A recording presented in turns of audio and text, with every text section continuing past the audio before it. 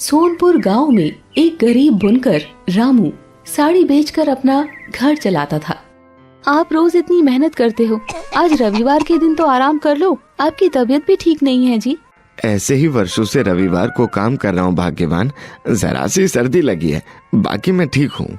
रामू जहाँ साड़ी बेचा करता, ठीक उसके बगल में सेठ की भी साड़ी की दुकान थी। अरे रामू भैया, इतनी तबीयत खराब होने के बाद भी आप साड़ी बेचने आए हो? आज तो घर पर आराम कर लेते। अगर तुम लोगों की तरह मेरे पास पैसे होते तो मैं जरूर आराम करता। रामू भैया, जरा नई साड़ियाँ दिखाओ, मुझे भी कुछ रंग बिरंगी साड़ी दिखाना।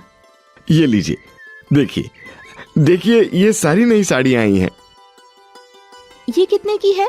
सिर्फ 250 रुपए की। अरे वाह, इतनी सस्ती है, मुझे ये पसंद है। दे दो भैया, मुझे 2 साड़ियाँ दे दीजिए भैया। अरे ये क्या, सभी रामू से साड़ियाँ ले रही हैं। सुनो भाई, ये साड़ी तुमसे ली थी ना, इसका तो एक धुलाई में रंग ही उड़ गया है।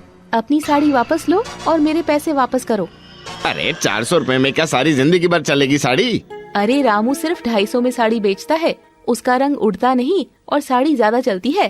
ठीक बोल रही हो बहन, मैं यहाँ से अब साड़ी नहीं लूंगी। लोग हमारी साड़ी के बदले रामू की साड़ी ले रहे हैं, सेठ जी को इस बारे में बताना पड़ेगा। आज आपकी बिक्री कैसी हुई? देवी माँ की दया से सारी साड़ियाँ बिक गई। आज माँ को कुछ अच्छा भोग लगा देना।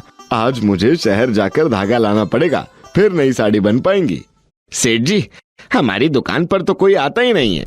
सब लोग रामू की दुकान से साड़ी खरीदते हैं, कहते हैं हमारी साड़ी का रंग जल्दी उड़ जाता है और साड़ी भी जल्दी फट जाती है। अगर अच्छी क्वालिटी के माल से बनाऊंगा तो ज्यादा पैसे खर्च हो जाएंगे, फिर हमारा मुनाफा कैसे होगा और तुम सबकी तनख्वाह कैसे दूंगा? ये तो ठीक है, पर सब लोग रामू से साड़ी ले रहे हैं, उसका क्या करें? सुन, मेरे दिमाग में एक आइडिया आया है। आजकल दीवार के भी कान होते हैं, जरा पास आके सुन। सेठ जी अपने नौकर के कान में कुछ बोलते हैं।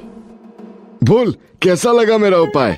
अब उस रामू को ऐसा सबक सिखाएंगे कि उसे नानी याद आ जाएगी। लीला, मैंने धागा और रंग रखा है, खाना खाकर धागे में रंग मिलाऊंगा, तुम जल्दी से गर्मा गर्म खाना डाल दो। सेठ जी और उसका नौकर चुपके से रामू के सारे धागे और रंग को अपने खराब धागे और रंग से बदल देते हैं।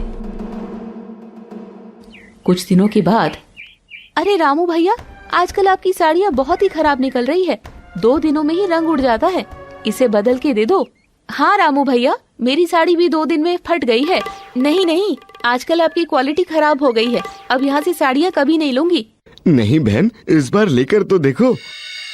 आइए आइए आइए, उसकी साड़ियाँ खराब मटेरियल से बनी है, हमारी साड़ियों के दाम भी कम है और क्वालिटी भी जबरदस्त है। ले लो, केवल 250 रुपए, 250 रुपए, 250 रुपए।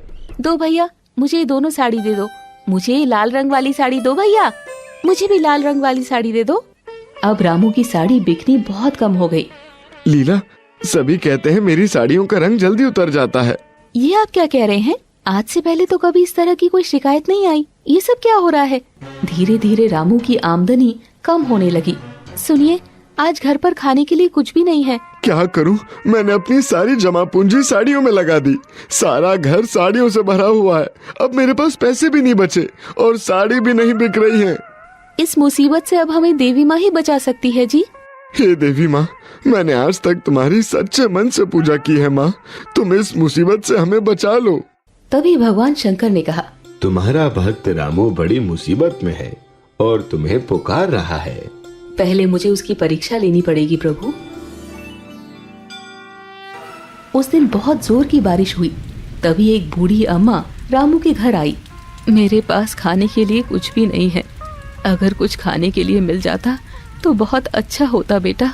हमारे घर में बस अब 2 ही रोटी बची है, आप खा लीजिए बूढ़ी माँ, और आपकी साड़ी फट गई है, मैं आपको नई साड़ी लाकर दे देती हूँ।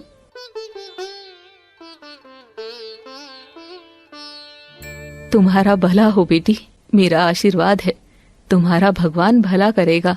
उस दिन देवी माँ रामू के सपने में आती है। रामू, उठो और मेरी बात ध्यान से सुनो। तुम्हारे घर के पीछे के कुएं के पानी से अपनी साड़ियों को भिगो लो, उनका रंग पक्का हो जाएगा और साड़ी का कपड़ा भी नहीं फटेगा। लीला उठो, लीला उठो, मेरे सपने में देवी माँ आई थी। रामू उसको सारी बात बताता है। रामू अपनी सारी साड़ियों को अपनी कुएं के पानी से भिजाकर सुखा देता है। साड़ी ले लो, साड़ी ले लो, ये चमत्कारी साड़ी है, एक बार इसे पहनकर देखो। नहीं नहीं नहीं रामू भैया, आपसे साड़ियाँ खरीदकर मैं पहले ही परेशान हो चुकी हूँ। अब आप झूठ बोलकर साड़ी बेचने लगे हो। एक बार लेकर तो देखो, काम नहीं करे तो पैसे वापस ले लेना। ठीक है, फिर एक साड़ी दे दो, लेकिन पैसे बाद में दूंगी। ठीक है, लेकर जाओ। उसके बाद ये बात सारे गांव में फैल जाती है। अगले ही दिन से रामू की साड़ी की बिक्री बढ़ जाती है। अब हमारी साड़ी कोई नहीं खरीद रहा। रामू की दुकान में भीड़ लगी हुई है। उसकी साड़ी के लिए लोग 5,000 तक देने को तैयार हो गए हैं। जरूर कुछ तो खास है उसकी साड़ी में, पर क्या ये नहीं पता। हाँ, वही तो मैं भी सोच रहा हूँ। तुम एक खरीद कर लाओ, जांच करके देखना पड़ेगा। अगले दिन सेठ जी का नौकर रामू की दुकान पर जाता है। रामू भाई, एक साड़ी मुझे भी दे दो। आज तो सब ऑर्डर की साड़ी है, पहले पैसे जमा करो, फिर कल लेकर दूंगा। ये लो 200 रुपए। लोगों को 5,000 में नहीं मिल रही और तुम 200 में दे रहे हो। तुम अपने आदमी हो, इसलिए तुम्हें 1,000 में दे दूंगा। नौकर 1,000 रुपए दे देता है और दूसरे दिन साड़ी ले लेता है। अब साड़ी बेचकर हमारे पास बहुत सारे पैसे हो गए हैं। इससे हम माता रानी का मंदिर बनवाएंगे। जरूर, आपने बहुत अच्छा सोचा है। सेठ जी और उसका नौकर छुपकर देखते हैं। रामू अपनी सारी साड़ियाँ कुएं के पानी से धो रहा था। हो ना हो, उसके कुएं के पानी में कुछ चमत्कार है, नहीं तो वो अपनी सारी साड़ियाँ उस कुएं के पानी में क्यों धो रहा है। उसी रात रामू के सोने के बाद सेठ जी रामू के कुएं से बहुत सा पानी निकालकर अपने घर ले जाते हैं। अब ये चमत्कारी पानी हमारे पास भी है। मैं इससे चमत्कारी साड़ी बनाकर शहर में 10,000 रुपए में बेच दूंगा। नहीं, 10,000 नहीं, 1 लाख में बेचूंगा। वाह सरकार, आपका जवाब नहीं है। सुनो, अब बात करके टाइम बर्बाद मत करो। जितना पानी है वो हमारे साड़ी के गोदाम में छिड़क दो। ध्यान रहे, एक एक साड़ी भीग जानी चाहिए। जैसे सेठ जी के लोग साड़ी के गोदाम पर पानी डालते हैं, उसमें आग लग जाती है। अरे अरे, ये क्या सेठ जी, इस बाल्टी में पानी के बदले पेट्रोल की गंध आ रही है। हमने सारी साड़ियों पर पेट्रोल डाल दिया। अरे देख क्या रहे हो, आग बुझाओ, नहीं तो मैं बर्बाद हो जाऊंगा। तभी आग फैल जाती है। माँ दुर्गा के अभिशाप से सेठ को अपने कर्मों की सजा मिल जाती है और रामू देवी माँ की कृपा से एक खुशहाल जिंदगी जीता है। दोस्तों, आपको ये कहानी कैसी लगी? कमेंट करके जरूर बताएं। ऐसी और कहानी सुनने के लिए इसे लाइक और शेयर जरूर करें। धन्यवाद।